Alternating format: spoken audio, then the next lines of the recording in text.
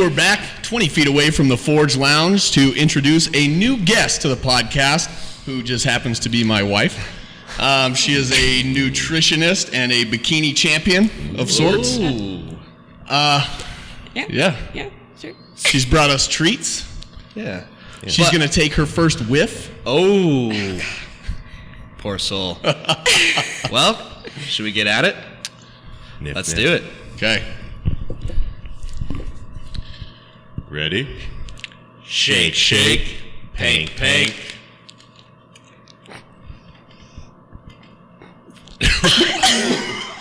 What was yours, Yep, Chance? got How it. do you shake, shake, pank, pank that little needler? It's actually, Did that hurt your hand? it's a squeezable one, so it really gets in there. How'd that go? Don't worry. It was okay. Mine is called nose bleach, and Yeah. apparently it was the least That was a potent straight one. lie. Gotcha. That is the hardest 100% the worst. most potent at this table. It was rough. I believe it. You handled it like Thank a you. champ. Thank you, though. You did not nosedive straight into the bottle, so that's good. No, you got to hit approach. bottom on that one, you know? Like, really get in there. But do we need to turn off the heater? Is it going to pick it up, isn't it? Yeah. Yeah. So do we have to restart all of this? No. Just go turn Just it go. off We'll be real quick. back for a commercial I break. think that we should probably try the cookies next, huh? Yes. Yes. Give us a little intro to these Okay. cookies. What do you got here? They So- look like chocolate chip. They have chocolate chips in them, yes. These are high protein, high fiber, chocolate chip cookies with a surprise. And if you can guess the surprise, you get something. cookies? Yeah. The rest of the cookies. Oh, I already know it. What? I already know what the surprise is. What? What? Chickpea. Wow. How do you know that? Huh? How do you know that? I don't know. I was just looking at it. It smelled like chickpea, so now I'm very... Like 2 feet away. You can smell Whoa, that didn't chickpeas. come out right. I'm thinking about the vegetable, right? Chickpea's a vegetable. Yes. Okay. Or garbanzo beans, as it is also known as. Garbanzo. Yeah. Is that really the surprise? Was Yeah, chickpeas? yeah, there's What the chickpeas in hell? it. But so Bad. Dude, I'm I telling have you. to taste it. This thing Tasting the air. is attuned, Chickpeas. man. I know every vegetable. Because that's how I avoid them, right? If I smell it, I'm not eating it. It's like But how this those- is good because it's like there's those- chocolate with Those it. dogs Yeah, that are trained exactly. to smell out drugs. Chance you could just smell out any vegetable. No. I got good. this. Oh, good. I'm glad. I got this recipe. It's for getting kids to eat vegetables. So I thought it would be perfect for you guys to sneak them in. So Well, thanks yeah. for coming on, Rachel. Yeah. It's nice having you. So the door is that way. But very good. Good. Can you do this with like broccoli and all the other vegetables? Yes, and zucchini, and yes, you can. Absolutely, you can grate it up and put it into a lot of different. And what it does is it changes the content of, like, you get more or less calories for the same amount of cookies that you're eating, basically. So it cuts the amount of calories that you're getting. It increases the volume. So Are I you can sure eat- everyone on the mic's here? I'm actually sold on the vegetable cookie idea. Yes. This might be the only way I Yeah, eat get vegetables greens, from now yeah. on. It makes sense. I don't want to give me a hard time about vegetables. If you put them in a cookie, I'll eat them. So while we're munching on cookies, why don't you give us a little background on your nutrition biz? Sure.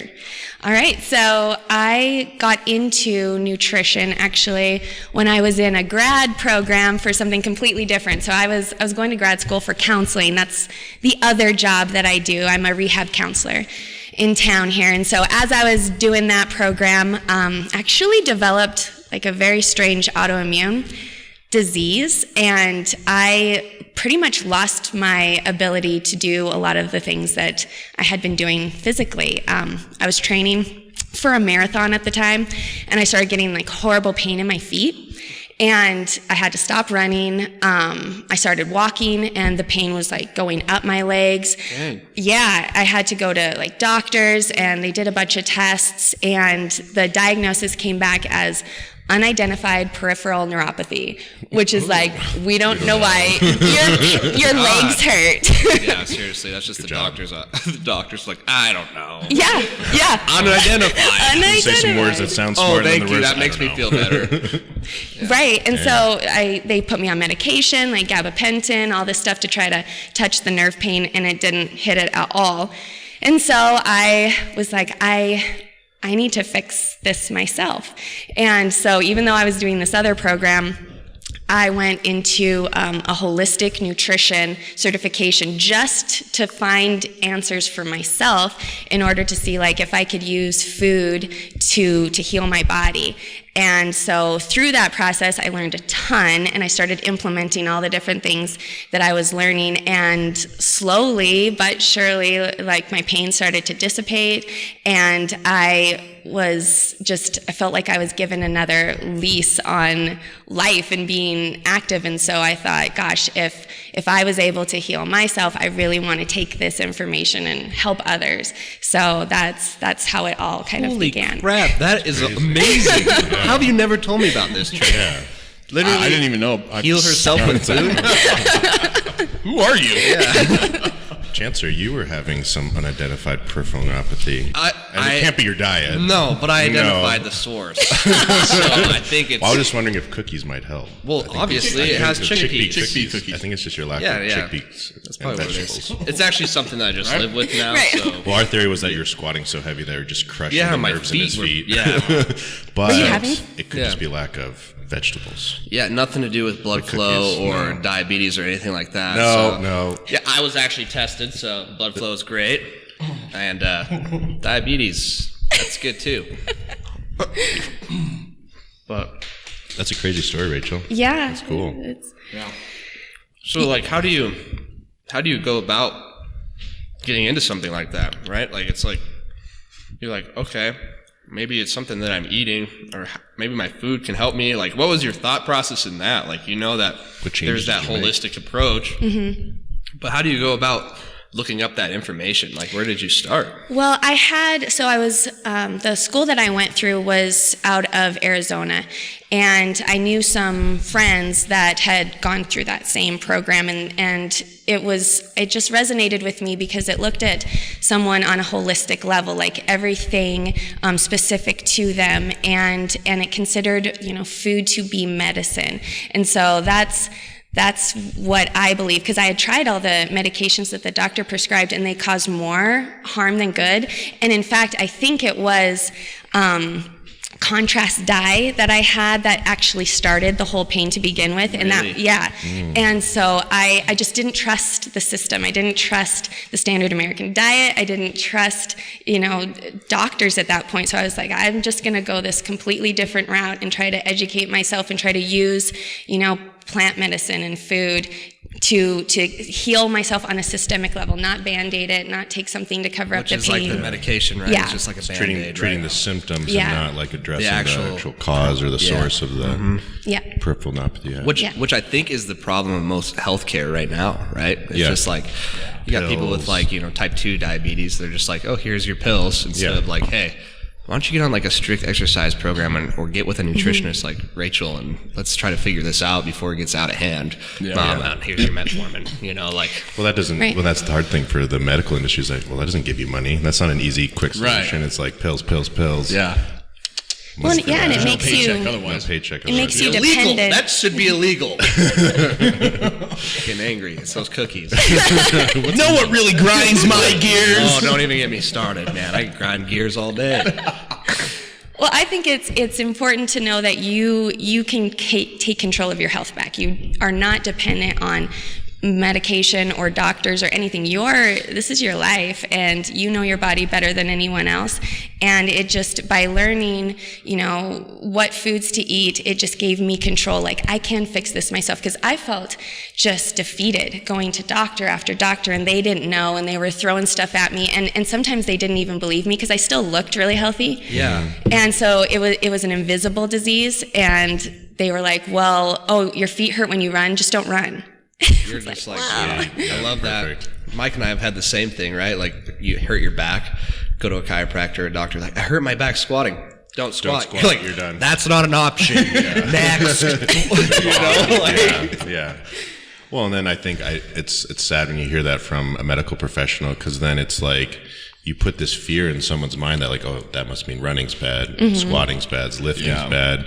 Then that will have downstream effects psychologically, and then like even their health, because they're not going to stop and avoid like things that are like healthy, like running and physical activity. Yeah. And like, passed hey, down generations, right? Like, how many times have you you heard believe that? news- You tell your kids that, like, hey, I've heard from doctors, You're even my gonna own wreck dad, your body. He used to tell me like squatting's bad for your knees.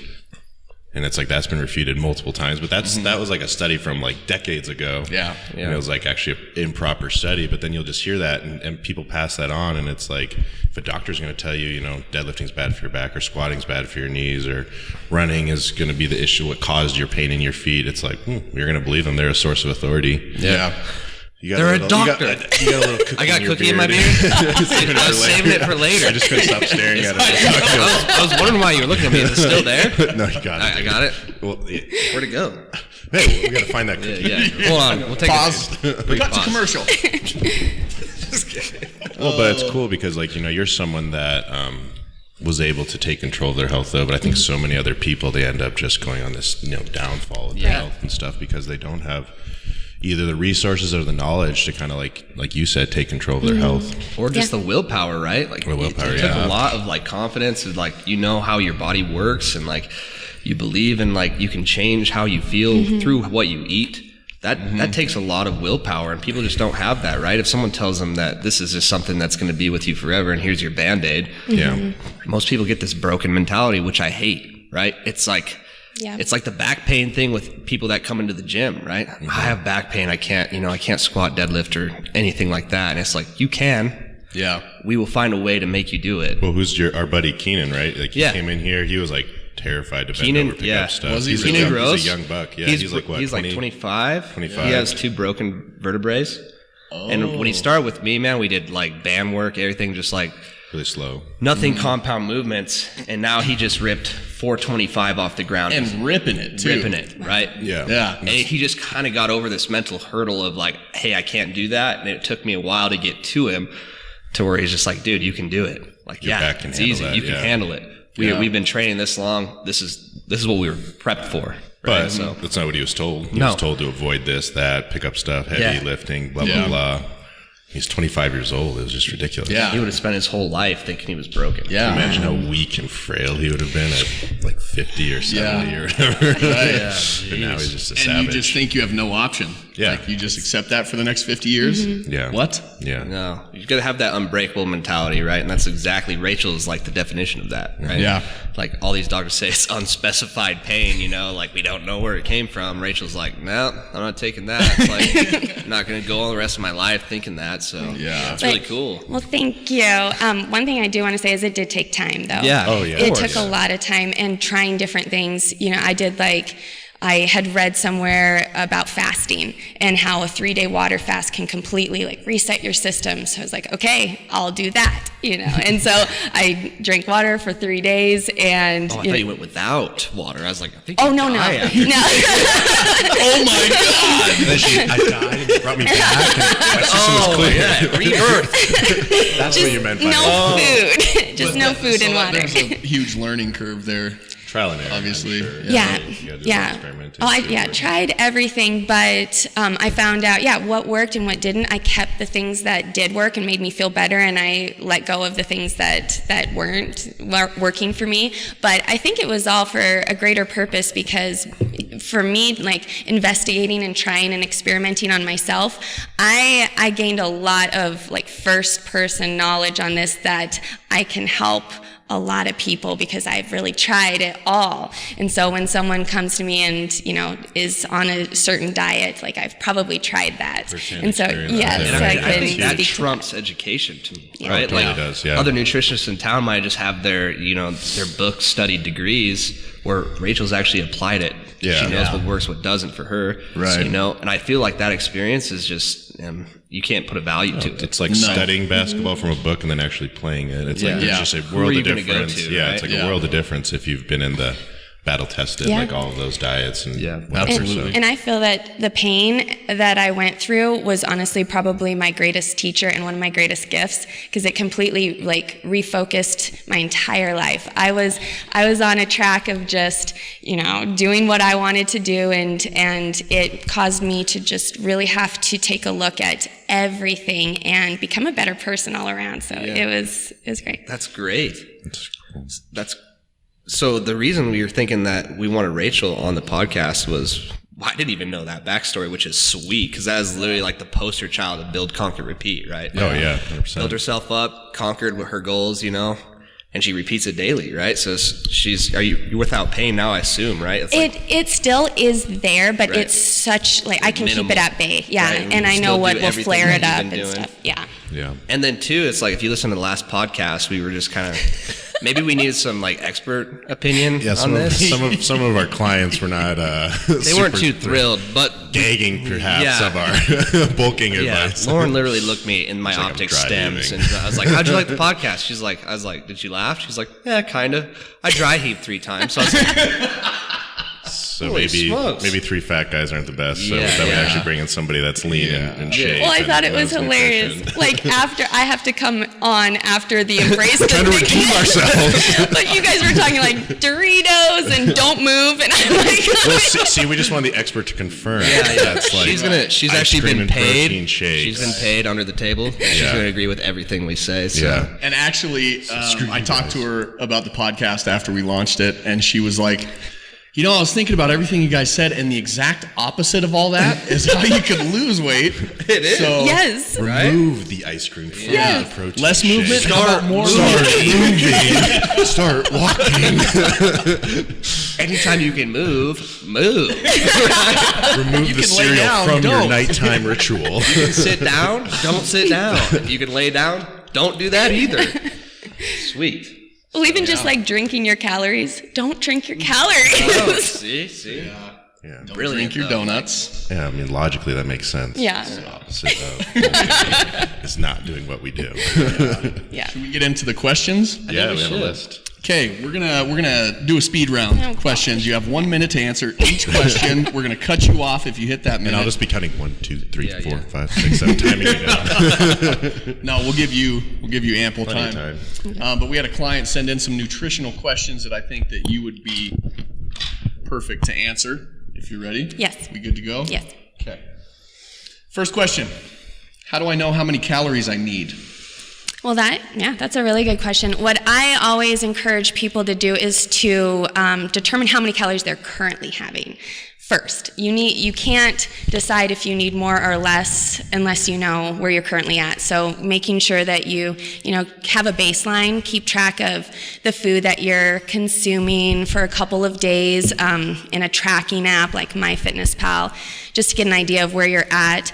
And then also taking a look at your age, your activity level, if you've gone on a lot of extreme diets in the past, that can affect how many calories that you currently need. But just starting with that awareness and then going from there, because, in order to lose weight, you have to be in a deficit. You can't break the laws of thermodynamics. We knew that. Yeah, you cannot. I bet she learned that last week. I heard that on from the you guys. And calories are king, but not all calories are created equally.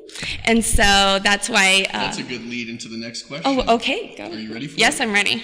My time was up, I guess, on the first question. Okay. Next question. Does every type of calorie have the same effects on our body? Ooh, okay, perfect. Yeah. So no, they don't. I encourage macro counting with my clients. So there are 3 macros that you will be counting. They're carbohydrates, fat, and protein, and they all do a different role in the body. Protein is going to be used primarily to build muscle. It's the most satiating of the macros. It's the hardest for the body to break down and use for energy. The body doesn't like to do that, so the more calories that you have coming from protein, the more overall calories that you're actually able to consume, because less are going to be stored as fat. Fat is the most easily converted to fat in the body. It's the highest calorie amount There's 9 calories in 1 gram of fat versus 4 calories in carbs and protein. And then carbs are your body's primary source for energy. So yeah, they all do a different thing, and by choosing a good percentage, you can kind of maximize the effects for your body. So just being in a deficit, you'll lose weight, but will you maintain muscle? What are you going to give yourself enough fuel to do your exercises? That's where the macros can come in. And they change for goals, right? Yeah. Performance, or if you want to lose Yeah. weight, or if you're trying to bulk, all the macros will change percentage-wise of that total calorie. Yeah. Right. Yep, exactly. Okay, next question. Okay. If our fat loss or gain equals 90% of what we eat, then why work out at all for weight loss? For weight loss, it's another way to create a deficit. So you can do it multiple ways. You can either eat less or you can move more, calories in, calories out. So yes, you want to make sure that your nutrition is on point, and I would encourage people to use the diet primarily to create that deficit. But then, if you wanted to do additional cardio, then you could maybe eat a little bit more, because if you're still staying in that deficit. So just using that kind of as a tool of how you want to create that deficit. And I think that question comes from, because I tell a lot of my clients, hey, I can get you strong, but as far as aesthetics, that comes outside the gym, right? 90% of what you look like is how you eat. If you want to be a big fat guy like Mike and I, you got to eat like a big fat guy. Right. If you want to be lean and, muscular, then we need to eat like that outside the gym, right? We need to have like a really diet to follow that's planned out and figured out. So I tell a lot of people that's like 90% of what you get in here is going to be what you do outside. So I think that's where that question came from. And that is the perfect answer, right? So. And then supplementing with exercise, that's going to change your body composition. Yeah, it's like because you could dial in your diet and never exercise at all, but then your body's you're going to maintain that shape. Yeah, right? Well, and you'll lose muscle mass for sure if you're not exercising. So you'll just end up losing muscle and the fat, probably end somewhere on the end of skinny fat, like at the very end of it, where your muscles are all deflated, and then you're still having that last bit of poundage to lose of fat. So it's like, just from an aesthetic standpoint, at least exercising, you'll keep want some some of the muscle muscle tone Absolutely. and strength. And you'll be weak as crap if you were just in a deficit for 3 months and not moving and exercising. Like, you're just going to feel. So exercising will probably honestly help your energy levels and mood and how you feel. Yeah, and by recomping and changing just the percentage, you're able to burn more at rest. So then that changes how much muscle mass, right? muscle mass. burns a lot more calories. Muscle's active, fat is passive. So if you can just change that ratio, even if your weight doesn't change at all, you're still burning more calories at rest, so you could eat more then. Right, and that ratio can be changed at maintenance level calories or deficit, I would say, right? Like you can change that ratio, especially if someone coming in here with like a high percentage of body fat. Yeah, they get muscle mass. Yeah. Metabolism go up. So. Cool. Next question. Does the need for calorie deficit change as we age and as we change body weight?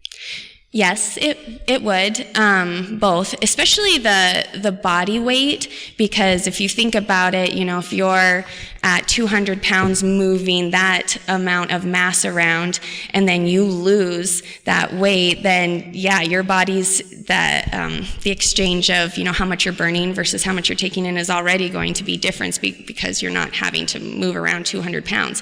So you would need to eat less then at that stage. And then age, your metabolism can definitely change, but there's things that you can do to help prevent that from being so extreme.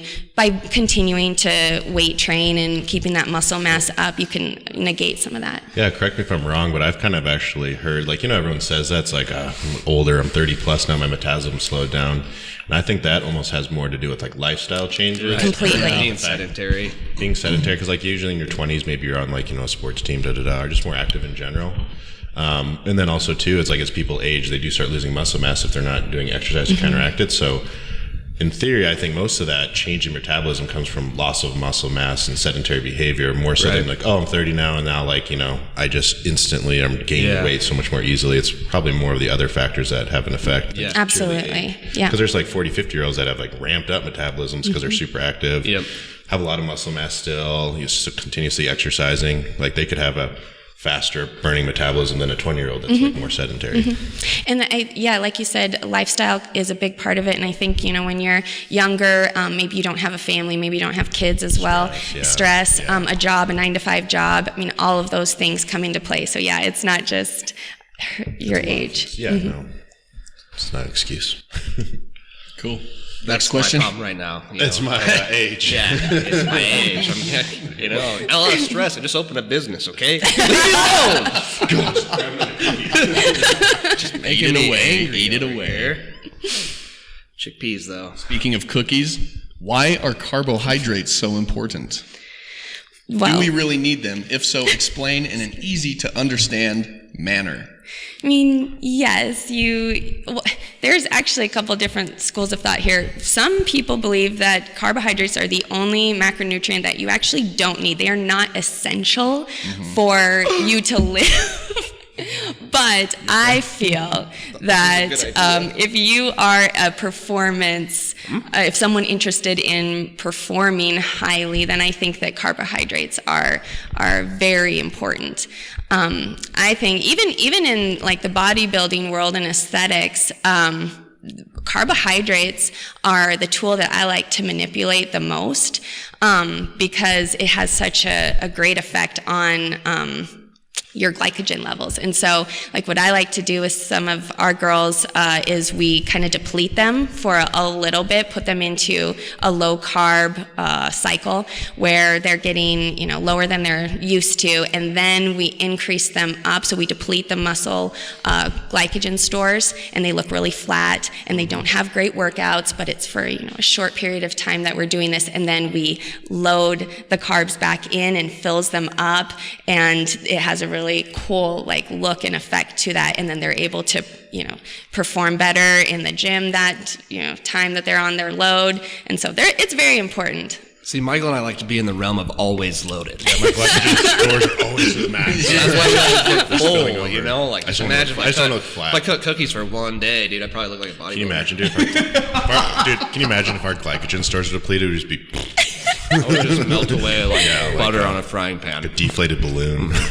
Well, I think people often demonize often carbs, but also fats too. Like they think these are like, oh, I got to cut out all carbs, or I have to have a low fat diet, and I think they think that automatically correlates to these foods are making me fat. Yeah. Whereas you were just saying, you can totally have those in there in the right ratios and the right times, and they're totally part of the diet while you're in deficit, while you're trying to cut fat. So there's not one macronutrient that's necessarily bad for you or something that's going to hinder you from losing weight or getting lean or. No. But when you do take carbs out of their diets for these people, you replace that percentage of macros, higher protein, I assume, right? Right? Absolutely. So there's always that 100% balance in this total calorie count for the day, right? If she's going to cut carbs out and say they were 30%, then they're going to have to find that 30% between fats and protein. You probably lean more towards the protein, right? I used to think that, don't worry about the fats, but the fats are I pretty much have I think that keeping a low-fat diet is one of the best ways that you can maintain a deficit because it's just so high, Oh yeah, it's more than double any other macro. So. And then also just heart health, right? If you want to just, be around for a while, unlike us, you want to be lower on the fat for your heart, right? Cholesterol. And do you find that certain people kind of do you play with the macros a little bit for carbs and fats, see what they feel more comfortable at? Because I think I've even heard it's somewhat can be hereditary or genetic. Some people just thrive a little better on maybe a little more carb, a little more fat. Even they found between races, African Americans do much better on higher fat diets, and they're more carb sensitive, and so you have them on a higher carbohydrate diet, and they're more apt to store that as fat. Otherwise, really? Interesting. It is very interesting. American. So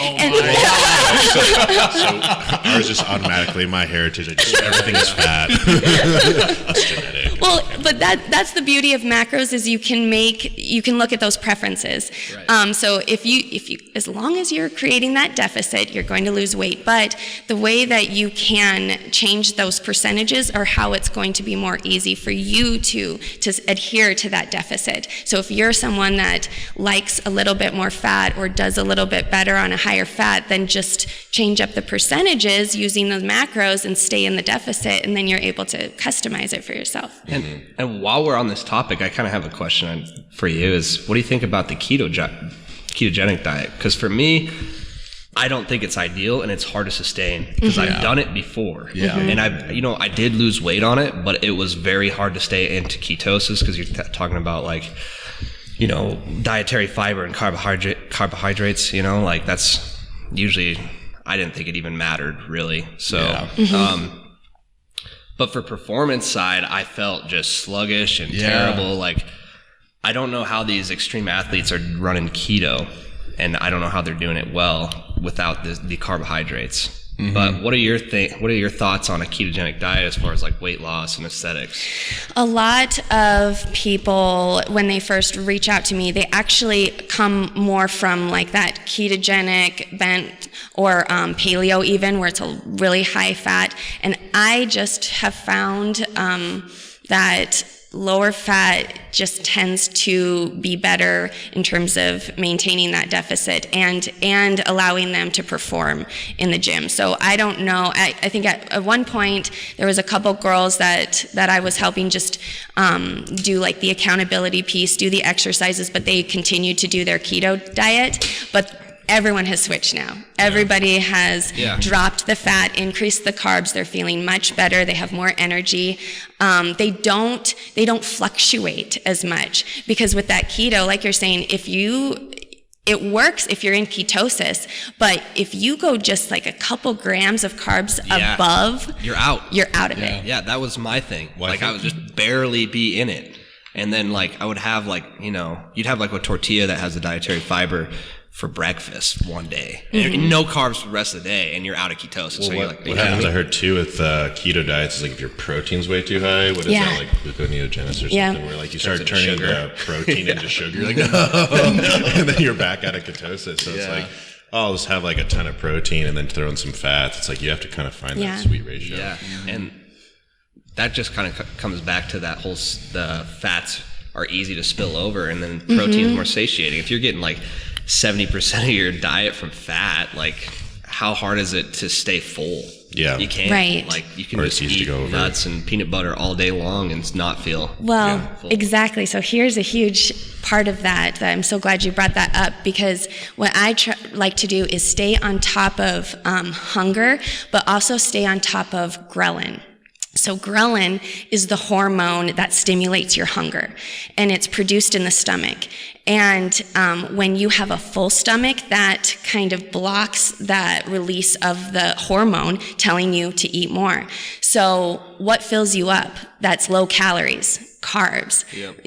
Like low calorie carbs fills the stomach. It prevents that ghrelin from releasing, and that ghrelin will knock you over the head. It's telling you to, eat. So if I have people, eat mini meals throughout the day, staying on top of their hunger, eating low calorie, high dense food, and increasing the food volume so that they're, that's what those cookies are for. Like if you were to have the same cookie, you'd have 200 calories with this amount, but here you get to have a bigger portion with 100 calories. Your body's going to recognize that it's full faster on that, and it's going to block that desire to eat more. So it's a hack there. Dang.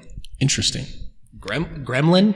That's how I remember it. That's how I remember it. Yeah. You're hungry. Yeah, mine's very ghrelin. Ghrelin. Is that, Mm-hmm. so. You've heard leptin. Yeah, leptin. Yeah, leptin and ghrelin. Mm-hmm. So ghrelin makes you eat more, and leptin tells you to stop eating. Right. Mm-hmm. Cool. Very cool. Next question? Yeah, let's do it, man. Okay. Speaking of spilling over in fat calories, how do I keep my fat calories down and still eat enough protein? And I think that that probably comes from like trying to get protein from natural food sources like meat, and then you eat some high-fat meat and you don't realize it. Well, yeah, and I think a lot of people, they think that nuts are protein. They think that Those are fat. they think that even like Peanut butter. yeah. Protein. Got like 7 grams. Don't be so hard on yourself, okay? That might be protein to some people. It's like pork rinds. Pork rinds, Yeah, dude. yeah. Like the bag says not a significant source of protein. 14 grams of protein. Come on, don't be so hard on yourself, pork rinds. Well, even like bacon, I consider bacon more of a fat than a protein. So I would just say, I would just say really focusing on lean choices of meat, of actual meat to get your protein. Because that's the other thing is like, you'll see everything saying that it's high protein. A granola bar, high protein granola bar. Well, is that really a protein source? I don't consider that a protein source. I consider like a portion of lean animal protein to be the best option, and that way that you can hit your protein without going over in fats. When I have people like first get set up with their macros, I'll have them start their MyFitnessPal account. I'll have them create like 6 meals throughout the day, and I'll say first just go in and put all the protein in for the day. So like in the morning, you're going to have 30 grams of protein in form of egg whites. Then for your second meal, you're going to have Greek yogurt. Then for your third, you're going to have chicken breast. And just put the protein in. So then you're hitting all your protein. Then go back in and put in your carb sources. So oatmeal with those egg whites, an apple with your Greek yogurt, and just keep going that way. And then whatever you have left over, that's the amount of fat that you can kind of play with. And a lot of things, even if you're choosing low fat options, they have some fat in them. So you might have accrued like 20 grams of fat after just putting in your protein and carbs. But then you get to be like, okay, now I want a little peanut butter, or now I want a little avocado, or now I want some oil. And then that's the way to Super make methodical. That's awesome. Yeah. That's a great way to do that. Truly will. Cool. But because, I mean, it's one thing to say track your calories and hit your protein, but some people track as they go, and that's a recipe for That's for disaster. It's 8 o'clock at night, and they're way over on their fat and they're way under. So just being like, I always pre-track the night before. I might have to adapt that when I tell people to track, because that's one we run thing into I a don't. lot, right? Yeah, that's one thing I tell everybody. It's like, hey, we can work on your diet, but I need to see you tracking your calories to be consistent. Because at the end of the day, if I'm going to help someone with their diet and I'm not a nutritionist, so I can't give them like meal plans like Rachel can. I can just say, hey, these are our goals, kind of hit these. But at the end of the day, if they're not doing that and they don't show me that they're committed enough to give me like 4 days prior to what, me kind of altering things, then it's a waste of my time to even go over it with them. But I think the hardest thing is, like I tell a lot of people, is like protein is key when you're thinking about losing weight. Let's try to get a gram per pound that you weigh. Is that Yep. like a bad thing to say? No, It's that's kinda, perfect. Yeah, that's kind of where I roll with, and then I think where they get in trouble is that exact thing, right? They just they try to eat throughout the day to get that that total, and they're spilling over their calories at 6 o'clock at night, and they still have like 40 grams of protein to go. Yeah. So And I think it's a way to educate yourself, because it's overwhelming at first to try to meet these numbers. But if you sit down the night before and just start plugging it in, you get to learn really quickly like what takes you over and what doesn't. And so you can then it empowers you. It gives the power back to you to make the choice. Just like, taking your health back using food, you can take your weight back using food too. And the thing I love about macros is it doesn't demonize any food group. Like keto, people are scared of carbs on keto. An apple is unhealthy on keto. insane. But butter in your coffee is totally fine. Yeah. What? And that can be for any diet that demonizes a food. I don't feel like is good in the long run, because you can use all foods. You have the power, and you have it's just about having the choice and having the responsibility of how you want to spend your calorie budget. But if you want to have those cookies, then you can have them, and then you'll change the way that you eat the rest of the day to make it fit. So it takes that ownership over it, but all food is available to you. And so it changes that, food is scary, or I can't have this, or if I go on a trip, I won't have the foods that I have at home. It's like a lifestyle. It's like that flex dieting. Do you like that term? Because I've used it before, right? Yeah. So if you want that cookie, you're going to have to get it into your But you're still in that deficit, and you Right. still Doesn't able matter. to keep track of your goals. And for a sustainable standpoint, like that's so much better than like having to completely cut out certain foods, Yeah. and never have those again, and being like, I mean, I've had people tell me like, fruit's bad and stuff. Right. It's like, or what was that one lady tells like baby carrots? It's like, oh, those are just really high carb and sugars, and I was like. I've never met anybody. vitamins in that? Yeah, That's the only vegetable I eat. Is carrots. baby carrots. Yeah. baby. Well, it's like I've never met anybody that's like you see them and like they're way overweight because they have like 10 apples on the ground and like 20 baby carrots. It's like that's what pushed me over. It's was the baby carrots. The baby carrots. And it's like so for you to demonize or be worried about like things like fruit or just like we were saying, it's like if you want to have some of those foods, it's like I could follow that diet year round. Yeah. If I can make room for things that are still tasty or kind of fit in, like maybe absolutely. not cheat days, but like a meal that you can fit in that's tasty and satiating, and then you're not just depriving yourself for months on end. Right. Here's a question when you think about, speaking of cheat days, do you have people do cheat days, or is it like a cheat meal? It's a cheat meal. Yeah, see, I think that's the smart way to do it, right? Because if it's a cheat day, like you're gonna give me 24 hours to cheat, you can fit a lot. Yeah, come on, seriously. Accepted. So I will start when the crest of the sun comes up, and I'm not stopping until the moon comes out. 12:01 midnight. Let's do this. Seriously, like I'll set an alarm at 12:01 and we'll just go. But Midnight snackage. Yeah. do you limit the cheat meal to a time limit? Because I feel like that would also be for someone like me, because in my eyes, if I'm not done eating, then the meal just keeps going. So Right. maybe I'll have like something to bridge my meal? my meal, right? So 3-hour meal. I'll have a 4-hour big meal. old like meal, and then I'll start popping like M&Ms or raisins until I'm hungry again. And then have you come across somebody like that? So Yeah, and for those types of people, I'll give them. I don't know if this is for everybody, but if they're struggling with having like that boundary, I'll say, don't go over this number of calories. Yeah. Just keep it within this number. Have whatever the heck you want within this number. Put a limit on it. Yeah. And how often do you have these? Like, say if you're trying to lose weight, how often do you I say once a week. Once a week is Yeah. great. Yeah. And then just make it, and that's another way to have it be a lifestyle, because then that's where you would have your social interaction. That's where you'd go out on your date night or to this event. Just make it work. You can still live your life, and you can still be on your diet. It's not on a diet or off a diet. It's just kind of being fluid with your numbers and making it work. Kind of have a question that we run into a lot. Alcohol. Yep.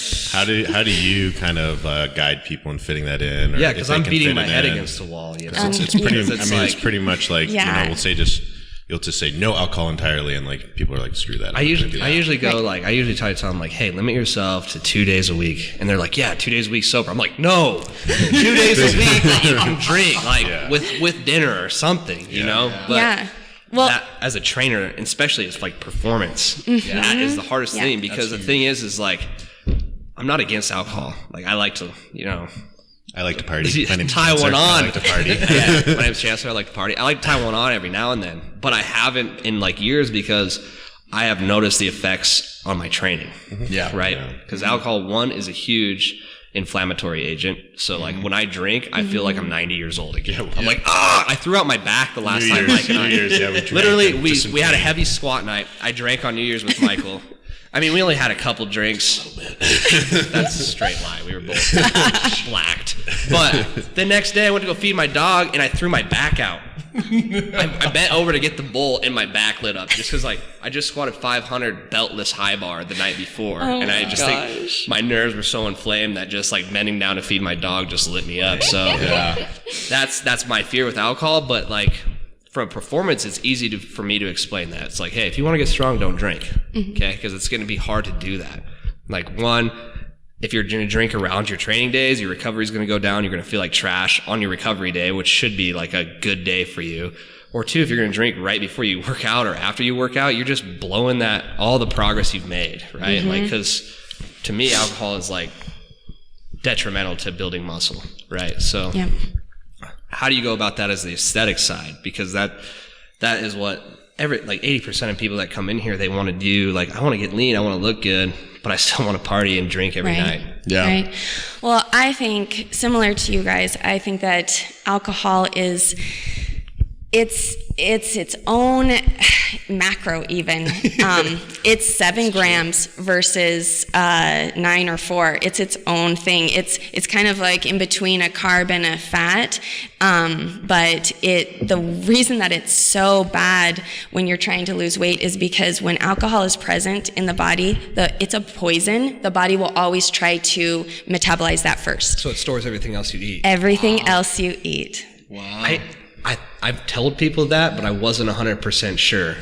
So like, Yeah, the body will always choose to metabolize the alcohol first, get that out of the system, and then like when you drink, are you going to then go and work out to burn anything off? No, you're going to be more sedentary. Right. It lowers your inhibition, so you're going to be wanting to choose, reaching for other foods that are you typically wouldn't, because those inhibitions and your willpower is being lowered. It makes you more lethargic. It's hard. I mean, that is something that I think that if you really want to, again, make this a lifestyle, you have to recognize that you cannot drink every night. No. If you do choose to drink, which I do, I on my cheat meals and stuff, I'll include like wine, but I'll also make that fit. I'll count it as a carb typically, so I will take maybe other carbs away from my breakfast that day. Maybe I will do half as much oatmeal in order to then make that wine fit. But what happens is you have the one glass of wine and then it turns into 2 and 3 and 4 and yeah. And so it's harder. It's harder to stay in the deficit when you're drinking a lot. So. Like an ideal client for you would be like, hey, just don't drink for X amount of months. Keep it for your cheat. Yeah. Oh yeah, exactly. Keep it for your cheat. Yeah. Yeah. You can have it, and then you get to reward yourself with it. And I would just question, why they're needing to have it. Yeah. As often as they are, and why that's such like a sticking point to them. So hard because alcohol is just ingrained in our society and has been for like BC, before Christ. Jesus turned the water into wine. Yeah. Jesus like, I'm Jesus, I like to party. Boom. I like this guy. Let's go back to the party. So. Yeah, it's hard though, but so that's kind of your general recommendations is cheat days. Just keep it to your cheat meals. Yeah. Because it's hard with social places too, right? Like if you're a social butterfly, you don't like to just stay home and watch Trek. If you want to go out, I mean, why go out without having a drink? That's kind of hard. Well, and then you go out and you tell your friends, "Nah, I'm not drinking tonight," and then they're all like, "What?" And then the pressure becomes immense. If you have someone that's just really struggling and they're like, well, no, for whatever reason, they can't keep it to the one day, then I would say you stick with clear liquor. Yeah. That's more lower calories. Don't add a lot of mix-ins. Don't add additional sugar. That way, stay really hydrated. Drink a lot. Of water, yes, as you're drinking. A lot of vodka. But yeah, you don't feel good the next day to get up and train either. Like it has an accumulating effect that is beyond just the calories. It'll take me 2 days to get over it easily. Oh, yeah. So yeah, that's huge, and then that's another thing I run into a lot. It's like, well, I just will quit drinking beer and switch to the hard alcohol. But it's clear. Okay, yeah. I mean, works good for the calories, but the next day you're going to feel even worse. There's a lot of factors outside of just caloric. And my theory, I don't know, Rachel, the beer belly, right? That usually comes from more of what you eat while you're drinking beer. Absolutely. Because, like, who doesn't like beer and pizza? Mm-hmm. Yeah. Like, I grow up, those two combinations is just like, that always goes together, right? So. Cool. Yeah, next question. I mean, we pretty much covered most of the questions just in all these little rants, but maybe we could talk about plateaus a little bit. Yeah. So if I start to fall into a plateau of either weight gain or weight loss, do I need to change up my caloric intake? And if so, what would that look like? That's a great question. When someone has a plateau, I tend to go, okay, wait. First, are you actually following everything that we put in place? Are you actually keeping track of your numbers? Are you hitting your macros? Are you maintaining that deficit? If they say yes, then I'll also say, what else might be going on that is affecting your weight? Because I'm sure they're talking about a weight plateau, like a scale number plateau. And there's so many different variables that affect that scale number. If you have recently ate something, if you're sore, if you have increased inflammation, let's see what else. There's just a ton of things that can affect that number on the scale. So if we've kind of said, yes, they've been doing everything, no, there's none of these compounding variables, then I would say, okay, yes, now let's look at changing up your calories, either by maybe doing like different macros, switching up, lowering the percentage of fat, increasing the amount of protein that you're getting, or just decreasing your overall calories. And so this would be a conversation that I would have with a client. I don't have like, yes, if they are plateauing, then we drop 100 across the board, nothing like that. It's just a conversation of what they're doing, what I might be able to suggest that they could help, and just having that conversation with them. And the one thing that I'd like to point out, which I like a lot about that approach, is this is like a, it's a test and go kind of thing. You've got to kind of learn how your body responds, and that's exactly what she's doing, right? It's not just a simple equation, one size fits all, right? You could cut 100 calories and, maybe you stay the same weight, 200 calories. Maybe you stay the same weight, but, you could adjust and take your protein up a little bit, and then your fat's down or your carbs down, and all of a sudden you're starting to lose weight, but you're eating the same amount of calories. You're just learning how your body fuels itself. That's really key, I think. And the last thing I ever want to do is cut calories. I'll do everything before, because you can't, once you cut them, it's really hard to put them back in. So I'll do everything. I'll be like, can you increase your output? So can you go for a walk in the morning with your dog? Like, what other things can we do to keep you getting as many calories coming in as possible? Because really, in the end, that's going to help you the most. If I can continue to increase people's calories and increase their metabolism, it's going to be so much easier for them in the long run, and they're going to be able to sustain it so much better than if I just, cut your calories. Like then where do we go from that? So here I have a question for you. Is a lot of my clients, mostly female clients, they want to lose weight, and then I have them track calories, and they're eating like 800 calories a day.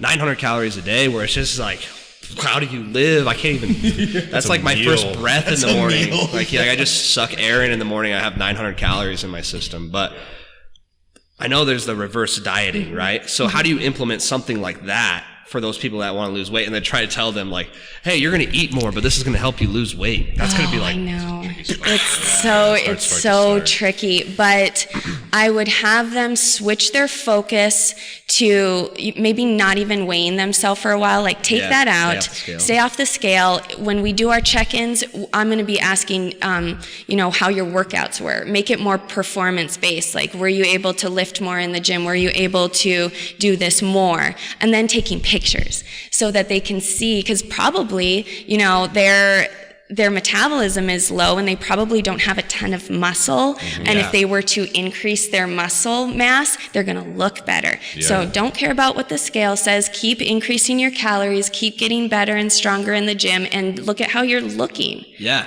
which is huge. That's awesome. I love that, because I have so many clients that struggle with that. I actually sent 2 to you for that exact reason, and like that was my pitch, right? It was like, stay off the scale. Like, judge yourself in the mirror, which is hard to do because you see yourself every single day. Taking pictures would be key, because now you have something that you can look back on, right? Like a timestamp. Boom. It's like, even though you saw yourself every day from that, you don't see the change. You look at that picture to this, you're going to see there's going to be compare and contrast. You're going to see a difference between these two timestamps.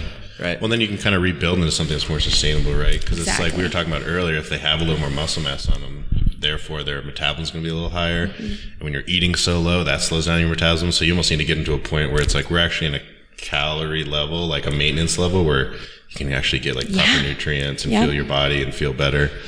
But now I know that's a really hard thing to start with, is like, oh my gosh, you have nothing, and like we can't go from nothing to more nothing. Dude, that blows my mind. But it's a really common. It's really common. And I think there has to be a calculated approach to that too, right? It's like as far as like raising their calories, right? Because you can't be like, you're at 800 calories a day. You need like 2,000. Right, Come on, let's right. go. No, they'll like scare. triple their intake. Yeah, I'm sure they're gonna go for that. So Well, and here's the thing is that a lot of people say that their metabolism is damaged then, right? Well, that's a misnomer. Your metabolism is not damaged. Your body has actually done exactly what it was supposed to do. it's adjusting. It's adjusted. Yeah. And so what you need to do is use that same effect in reverse and get that metabolism building, because you've suppressed it, but you can build it back up. It's not damaged, it's not broken. No. It's just done what you gave it. To do. Yeah. So yeah, it's cool to see. Like, I've had clients like that where they were starting really low, and then they'll find like their new maintenance is like 500, 600 calories than it used to be, and they could be leaner, more muscular at that level. Yeah. So it's like it's like when I'm eating more now, and then as they kind of go through that maybe like recomposition or a little more muscle mass, less fat, like they can be starting at a higher set point. Yeah, it's crazy. Like mine's like 4,000 now. So yeah, it's maintenance. That's it? No, I'm just kidding. But no, yeah, that makes a lot of sense. And even with like my the bikini athlete girls or the bodybuilding girls, so we start at a certain number of calories for their prep, for their cut. And my goal after every show is, let's have that number that we start out be like 500 calories more the next time around. Yeah. Because it would just make the entire process that much easier and better, and Girls gotta eat. Come on. Yeah. So now that we've covered your background and all this healthy nutrition business and how to lose weight, now we need your opinion on how you gain weight. Well, let's do. So we went out to dinner last night, and she saw me eat 3 meals and some cake with some Fairlife milk afterwards. Good. Oh boy, I killed it. He's learning. I'm so proud of him. Let's have a formal. They grow up so review. fast. They grow up so fast. Let's have a formal review of my diet. Oh my gosh. Of your like overall diet? Or? I've been bulking for months now. He's been learning from the master. Oh my gosh. Yeah, you're. What? We might have to edit her opinion. All right. Michael, earmuffs. Just kidding. You can't say the word fat. Okay. Thick, Okay. yeah. Okay. Unless you're talking about macros. You can say fat macros, but not referring to people. Yeah. Okay. Or like, that's one fat cat. Okay. You- PH. Fat cat mama. You were actually worse a couple months ago. You've gotten a little bit better. See? Yeah, Worse because as at in- least now he has one home cooked meal at night, where before you weren't having any. You were getting Are you So- I serious? was on the road. The road? The road. You live in Manchester. That's not the road. That's like 10 minutes away. 15-minute road. Better stop at the gas station for this trek. There's not like a Wendy's parked halfway between these two Oh, there places. probably should be. He has a traveling job from Manchester to Sheridan. Yeah, my job on the road a I lot. can't really manage anything else. I don't know, but whatever you guys are doing for him in terms of his programming is working. So I can't say anything, and I always love the way he looks, and so it doesn't matter. Oh, And you look awesome. Yeah. dad bod. It's for real. Yeah. That's the goal, though. But yeah, did you listen to that episode of the podcast? I absolutely did, yes. Your thoughts? You were just like, yeah, I don't know about any of this, but With the thickness one, that one? Yeah. No, you guys know what you're talking about. You really do. You really do. You like play this whole thing off, but you're super smart. And like I told him, I said, that is really good information for the bulking. And if you were to do the inverse of that, you would have good weight loss. And so, yeah, I think. Well, like in all seriousness, that episode was just like we were kind of at the point, and that's where we're at, where it's like so hard to get enough calories. seriously, Yeah. You got to do things We're that at are a a little plateau, extreme. right? Right. So that was the other part of that question before, was that plateau for bulking. Because it's real. Like This the is what struggle you of have to bulking. do when you get to that certain point, because there's a volume of food that we try to get down. Yeah. It's just overwhelming, right? Yeah. Gremlin is like, he's packed his bags. Or Gremlin. He's retired. Gremlin has packed his is just bags. like- Gremlin just left, He tapped right? out. We He fed him tapped after out. midnight. He took off, right? So he's gone, right? Leptin is just king of my stomach right now. He's just like, we're always full. Yeah. Well, one of the things that I thought that was really good that I wanted to comment on is you had said like novel flavors help increase that hunger Yeah. and that appetite, like introducing the Doritos and different things like that. But that really is, the converse is true as well. So if you were to keep the similar tastes, not just throughout the day, but each day kind of eating the same types of stuff, things, that your body naturally regulates and doesn't want to eat as much. If you're constantly eating new flavors of things, then you're stimulating It's like that. it's like a buffet. You just Yeah. want to keep going. Yeah. So I encourage people, I do like meal templates for their meal plan to give them an idea of how to hit their macros, but I encourage them to create their own. But when they do create their own, like find the foods that they want to eat, but then kind of do it on repeat. Yeah. Don't be changing it up every single day because it really does make willpower that much harder. Right. And then just a fact check here is when you're thinking about bulking, right? Protein isn't like, you're not necessarily worried about getting that gram per pound that you weigh, because that's kind of what we were saying in the last episode was like, if you're in a surplus, you're probably getting enough protein. Not only that, but carbohydrates have a protein sparing effect. And so the more carbs you eat, the less protein you have to have. Yeah. What? Oreos and Doritos. Just a flake of protein powder. In your chocolate shake. Well, and there's definitely an approach to bulking that's for, I'm sure, more of a bodybuilding aesthetic standpoint, and ours is more performance, like, Yeah. where we just need the calories Right. to kind of go. We need Like the an- glycogen because that's what we run off of. Yeah. We're really Yep. explosive, like really quick lifters, right? That's why we do anything more than 5, we're just dead because Yeah. it's like we burn through our glycogen in the first breath. So Yep. When girls come out and go into their building phase after like a competition, I like to do main gain is what I call it, where it's like just above maintenance. So you're not like bulking and you're gaining, but you're not creating a huge surplus to where so much of it will be stored as fat, and that'll make it more difficult for you when it comes time to cut. So just a little bit of a surplus to allow you to get enough strength in to build that muscle, but not to the point where you're going to make your cut that much more difficult. yeah, because the dirty bulk, man, there's a lot of work on the back end. Like So if I'm you just want to pushing clean that out, off, yeah. right? It's like procrastinating for a test right now. Like I Yeah. just know that there's going to be a lot There's of gonna be work this that has to time be where done. a lot of pain, But right yeah. now, I'm just not worried about it, right? So Well, because from a powerlifter's perspective, it's like they actually just want their body weight to increase from like a performance standpoint. Like we actually kind of probably want a little more fat than a bodybuilder would, like Yeah. just Yeah. for the sake of like comfort and like, you know, like your a joints. little more cushion for the pushing. So it's coming like the way you were talking about bulking, where it's like a slight above maintenance. That would be more ideal for sure if Yeah. you're looking for aesthetics and leanness. Whereas like we and a lot of like powerlifters will deliberately be putting on a little more fat. Sure. For sure. Yep. And then the way that she's describing it is going to be a longer process, but you're also going to be a lot leaner and better looking doing it Yeah. than Yep. doing like the performance side where I just need to put on some weight so I feel better in my squat. My leverages might change a little bit. And Your goal is like weight on the bar with a Yeah. powerlifter, whereas like the bodybuilder is obviously going to be like the muscle mass, the fat ratio. So that's Yeah. like that has to be a little more graded. Yeah. So that's the way that we approach it is so much more flexible, as in like we just want calories in, and like here's how to add in those calories to your diet. Because at the end of the day, it's not going to matter what you necessarily look like when you're powerlifting. I mean, From like it does, and it's like a really sensitive topic. that's where slicking back the hair. Yeah, but that's what you put the suit on, man. suit. Rock the monocle. But yeah, That's a fat cat mama look yeah, right there. that's yeah. a fat cat right there. You know, he just squatted like 600 pounds. That's a fat cat. Yeah. It's cool shit.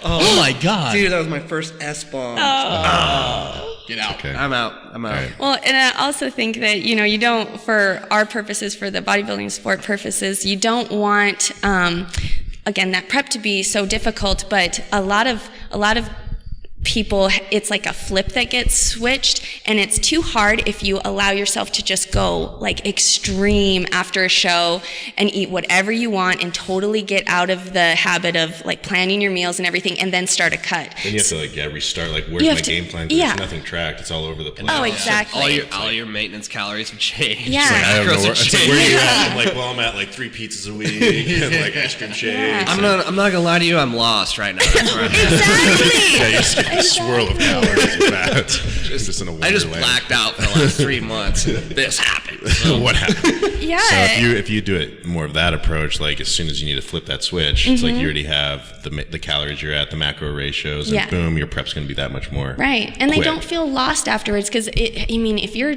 working towards a show every day for months and months and months and then it's over, you're kind of have a letdown and a mourning almost of that. But if you can then immediately like re-switch your focus to be like, okay, now we're building, but you're still an athlete and we're still getting our meals in every day and we're still doing this, then they don't have that like despair and it's a real time thing to that let can go. happen. Yeah. It's really, gave up. That's kind of where we're at. But I think it makes way more sense. And I think a big point, like just talking about this, is like having a good diet is something you're not going to fall into.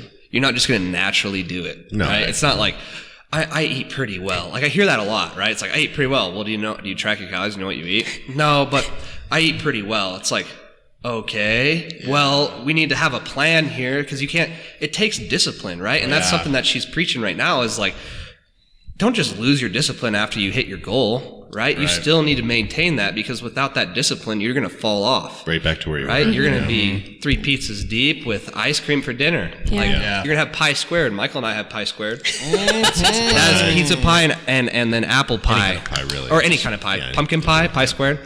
Yeah. Flexible dieting. You don't want to fall down that hole. It's a rabbit hole of just despair. Yeah, if you measure it, you can manage it and you Yeah. can track it and adjust from there. So, yeah, no, it makes sense. Probably need to get back on that. But Yeah. Don't. No. performance. Yeah, performance.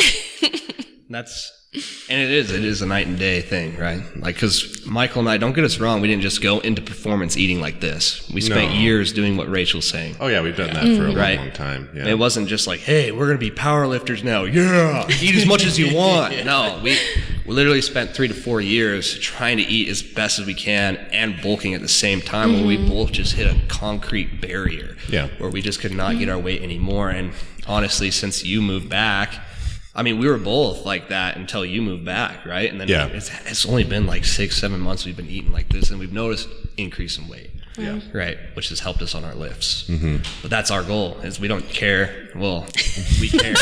We just say we We've repressed that feeling. But if we come into the gym when we're feeling bad, and we look at the numbers on the board, that's when we start feeling a little bit better. So And then when it does come to a point where we want to cut down, we're exactly going to take Yeah. the same approach ratio. exactly, Like, the and even macro better this counting time. and- Seriously, yeah. like now that I know all this stuff, like just being methodical, Well, it plan out my works. plan. It's like Yeah. You just that's- can't deny it. It's just like it's just Yeah. physics, right? It's just like that's Yeah. thermodynamics. That's how it's going to work. If you track, it's like your body's in a deficit. You have the correct macro ratio.